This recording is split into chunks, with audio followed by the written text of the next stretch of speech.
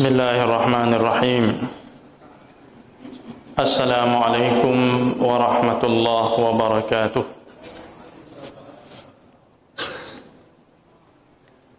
Alhamdulillahilladzi arsala rasulahu bil huda wa dinil haqq liyudhhirahu 'alad dini kullih. Asyhadu an la ilaha illallah wahdahu la syarika lah. Wa ashhadu anna Muhammadan abduhu wa rasuluh. Allahumma salli wa sallim ala nabiyyina Muhammad wa ala alihi wa sahbihi ajma'in. Amma ba'd. Hadirin kaum muslimin wal muslimat, jamaah zuhur yang dirahmati Allah Subhanahu wa taala. Pada kesempatan siang hari yang berbahagia ini, kita akan kembali melanjutkan pengajian sirah dengan tema besarnya adalah Asy-Syama'il Al-Muhammadiyah, berkenaan dengan sifat-sifat Rasulullah sallallahu alaihi wasallam sebagaimana yang diceritakan oleh sahabat-sahabatnya yang mulia dalam berbagai hadis riwayat, kemudian dihimpun oleh Al-Imam At-Tirmidzi rahimahullah di dalam kitab khusus tentang Syama'il Muhammadiyah. Pada kesempatan ini kita akan membacakan matan hadis ataupun riwayat dalam kitab Syama'il karya Al-Imam At-Tirmidzi, yaitu hadis kelima. Al-Imam At-Tirmidzi rahimahullah berkata, Haddatsana Muhammad bin Ismail, telah bercerita kepada kami Muhammad bin Ismail. Berarti Imam Tirmizi memperoleh berita ini dari Muhammad ibn Ismail. Ia berkata, Haddatsana Abu Nu'aim, telah bercerita kepada kami Abu Nu'aim. Qala, Abu Nu'aim berkata, Haddatsana Al-Mas'udi, telah bercerita kepada kami Al-Mas'udi. Al-Mas'udi berkata, An Utsman ibni Muslim ibni Hurmuz, dari Utsman bin Muslim ibni Hurmuz. An Nafi' ibni Jubair ibni Mut'im, dari Nafi' ibni Jubair ibni Mut'im. An Ali ibni Abi Talib, dari Ali ibni Abi Talib radhiyallahu anhu. Jadi sanadnya sambung menyambung, rantai periwayatannya bersambung dari Imam At-Tirmidzi sampai kepada Ali bin Abi Talib radhiyallahu anhu.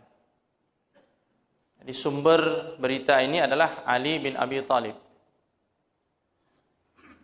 Beliau yang kemudian nantinya akan menceritakan bagaimana sifat Rasulullah sallallahu alaihi wasallam terkait dengan fisik beliau.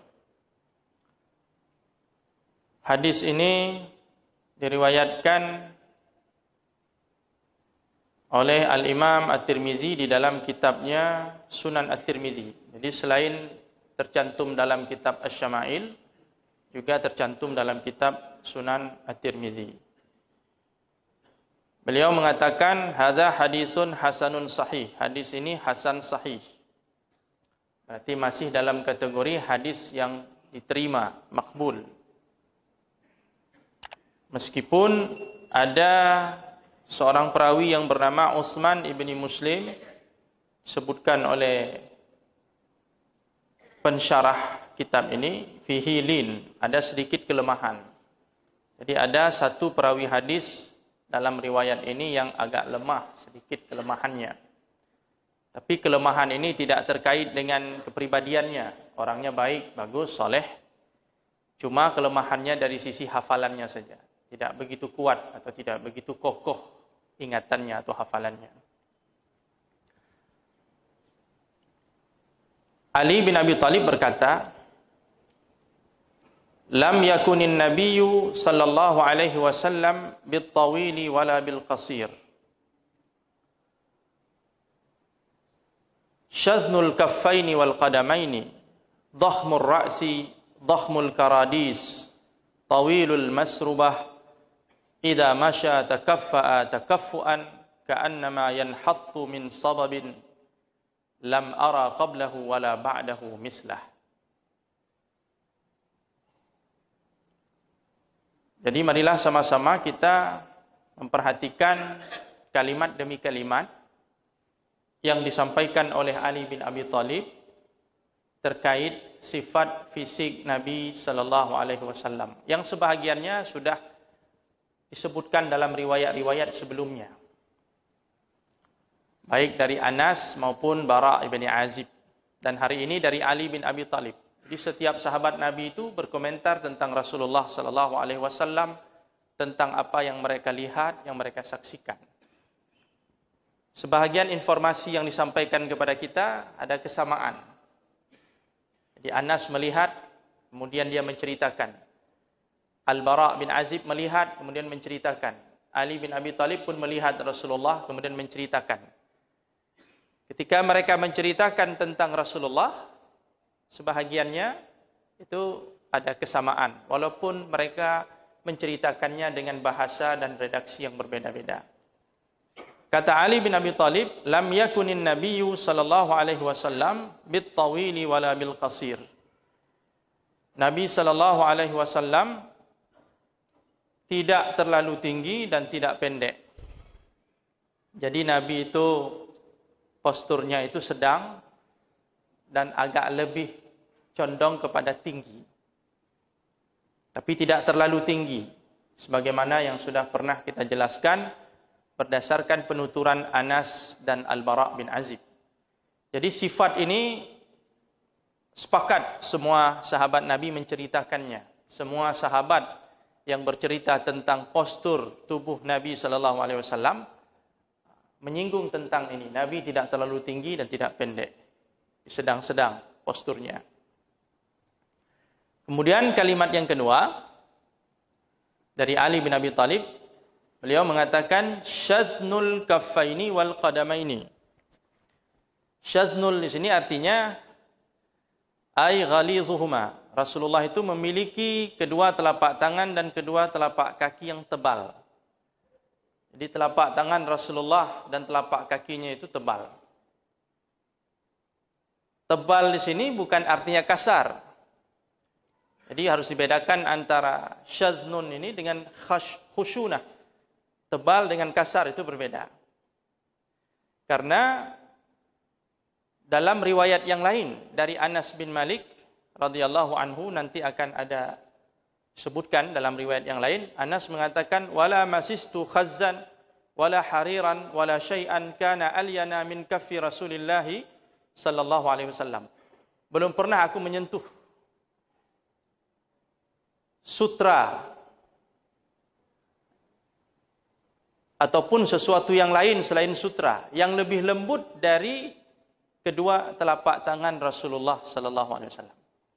Jadi Anas bin Malik sudah banyak menyentuh dan memegang sutra. Dari sekian banyak sutra yang beliau pegang, yang beliau sentuh, belum ada satupun sutra yang lembutnya itu menyamai lembutnya tangan Rasulullah sallallahu alaihi wasallam. Jadi tangan Nabi itu lebih lembut dari sutra. Jadi lembut, tapi tebal dan lembut. Jadi ketika Ali bin Abi Thalib mengatakan syaznul kaffaini wal qadamain, kedua telapak tangan Rasulullah dan kedua telapak kakinya tebal, kekar, ya, itu tidak menunjukkan bahwa kasar. Dia lembut, bahkan lebih lembut dari sutra, berdasarkan penuturan dari Anas bin Malik radhiyallahu anhu. Jadi kedua sifat ini bisa menyatu. Satu sisi dia tebal, sisi yang lain dia lembut. Jadi tebal tidak semestinya harus kasar. Kemudian kalimat ketiga dari Ali bin Abi Thalib, beliau mengatakan dhakhmur ra'si. Rasulullah sallallahu alaihi wasallam itu memiliki ukuran kepala yang besar. Jadi kepala Rasulullah itu punya ukuran yang besar. Kata orang, katanya kalau ukuran tengkorak besar lebih cerdas katanya. Karena ukuran otaknya lebih besar. Apakah ini benar? Wallahu a'lam. Mungkin sudah ada penelitian dan kajian tentang itu. Mungkin ada hubungan antara besarnya kepala, tengkorak kepala itu dengan ukuran besarnya otak dan terkait juga dengan kecerdasan. Mungkin ada hubungannya dengan itu. Yang jelas di sini salah satu sifat Rasulullah secara fisik, beliau kepalanya, ukuran kepalanya itu besar. Tapi besarnya kepala Rasulullah ideal, sesuai dengan besar tubuhnya. Ini jangan dibayangkan seperti kartun begitu, besar kepala, tubuhnya kecil mungil ya. Bukan. Ideal. Ketika kita melihat secara keseluruhan, sosok Rasulullah, posturnya itu sangat ideal. Kemudian kalimat berikutnya, kata Ali bin Abi Thalib, dhakhmul karadis. Maksudnya itu Rasulullah sallallahu alaihi wasallam memiliki tulang-tulang persendian yang besar, yang kekar. Jadi antara satu tulang dengan tulang yang lain menyatu di persendian. Nah, di bagian persendian itu kelihatan tulang-tulangnya itu kekar. Ya, pertemuan antara tulang dengan tulang di persendiannya itu kelihatan kekar. Nah, seperti orang yang rajin olahraga, ya. Seorang yang atletis itu kekar tubuhnya itu, persendiannya terlihat. Jadi Rasulullah itu dhakhmul karadis. Dalam riwayat yang lain disebutkan jalilul musyash. Ini sama juga, cuma dengan bahasa yang sedikit berbeda, tapi maknanya sama. Menunjukkan bahwa Rasulullah sallallahu alaihi wasallam memiliki tubuh yang kekar.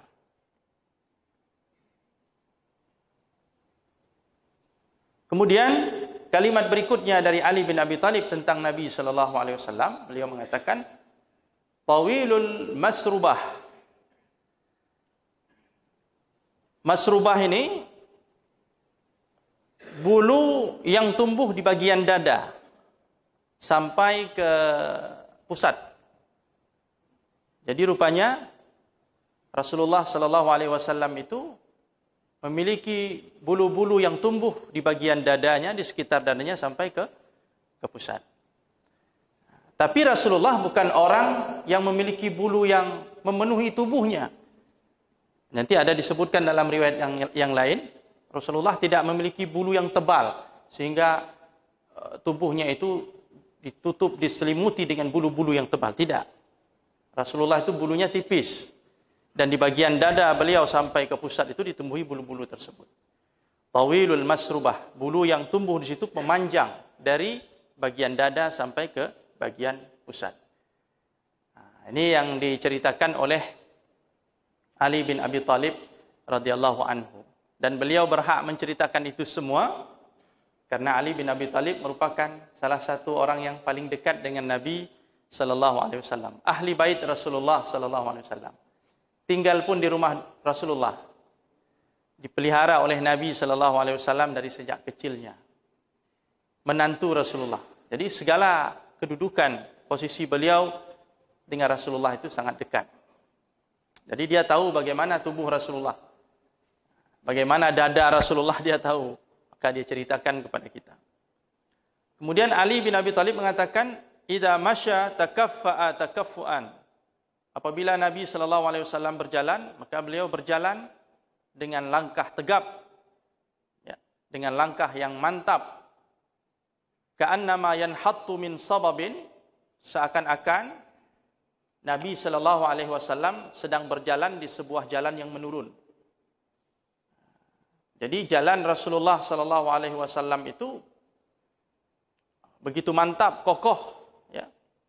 Tidak seperti jalannya orang yang malas. Ya, tidak seperti jalannya orang yang sedang sakit sehingga sulit dia mengangkat kakinya untuk melangkah atau kakinya itu menyeret-nyeret tanah. Tidak seperti itu jalan Nabi sallallahu alaihi wasallam. Tapi kedua kakinya itu terangkat dengan sempurna. Ya, langkahnya mantap. Namun tidak ada unsur kesombongan. Kadang-kadang ada orang berjalan langkah mantap tapi sombong, angkuh. Jalan orang yang angkuh. Rasulullah tidak begitu. Jalannya mantap seperti orang yang sedang berjalan di sebuah jalan yang menurun, tapi di situ tidak ada nuansa kesombongan ataupun keangkuhan pada jalannya Nabi sallallahu alaihi wasallam. Menunjukkan bahwa beliau adalah pribadi yang semangat, selalu sehat. Ya. Selalu energik, ya. Walaupun di usianya yang sudah tua. Kalau kita lihat bagaimana itu Rasulullah dalam riwayat itu tidak pernah sakit, kecuali ketika menjelang ajalnya. Itu pun karena pengaruh racun, ya, yang dimasukkan ke dalam makanan oleh wanita Yahudi dalam peristiwa Khaybar. Jadi Rasulullah itu adalah pribadi yang sangat kuat, sangat sehat, karena beliau menjaga tubuhnya, menjaga kesehatan tubuhnya, menjaga pola makannya, pola hidup sehat. Itulah Rasulullah sallallahu alaihi wasallam. Kemudian di akhir kalimatnya Ali bin Abi Thalib mengatakan, "Lam ara qablahu wala ba'dahu mislah." Aku belum pernah melihat orang yang seperti Nabi sebelum beliau maupun sesudahnya. Jadi sekian lama Ali bin Abi Thalib hidup, dan dia sudah bertemu dengan banyak orang, berteman dengan banyak orang, melihat banyak orang, pergi ke berbagai negeri, belum pernah dia melihat sosok tubuh yang sebagus dan seindah tubuh Rasulullah sallallahu alaihi wasallam. Ini pernyataan dari seorang Ali bin Abi Thalib. Mudah-mudahan kita bisa ingat poin-poin apa saja yang disampaikan oleh Ali bin Abi Thalib tentang Rasulullah sallallahu alaihi wasallam.